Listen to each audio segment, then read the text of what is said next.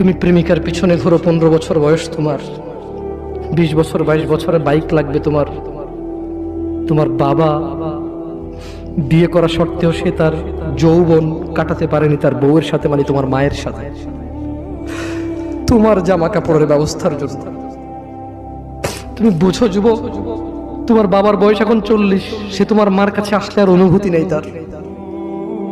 তার শক্তি কমে গেছে।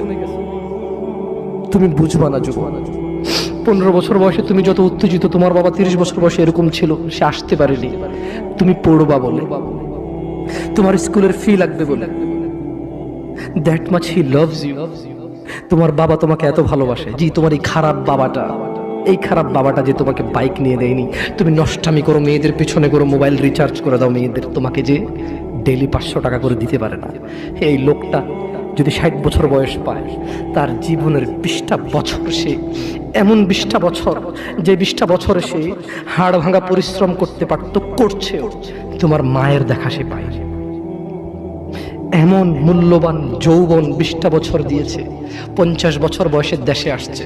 তুমি বিয়ে করে বউ নিয়ে আলাদা থাকো, তুমি বিয়ে করে শ্বশুর বাড়িতে যাও, তোমার বাবা দেশে তো আসছে, তার যৌবন আর নেই, তার ওই সুখ স্বাচ্ছন্দ্য আর নেই।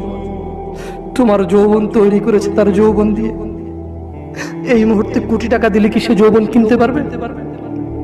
তোমাকে তোমার বাবা এত ভালোবাসে, আর আল্লাহ বলছে তোমার এই বাবা, যে বাবা ঘুষ খেয়ে তোমাকে মানুষ করার চেষ্টা করে বিদেশে পড়ালেখা করানোর, যে বাবা এই এলাকার চেয়ারম্যান হতেই হবে না হলে নয়,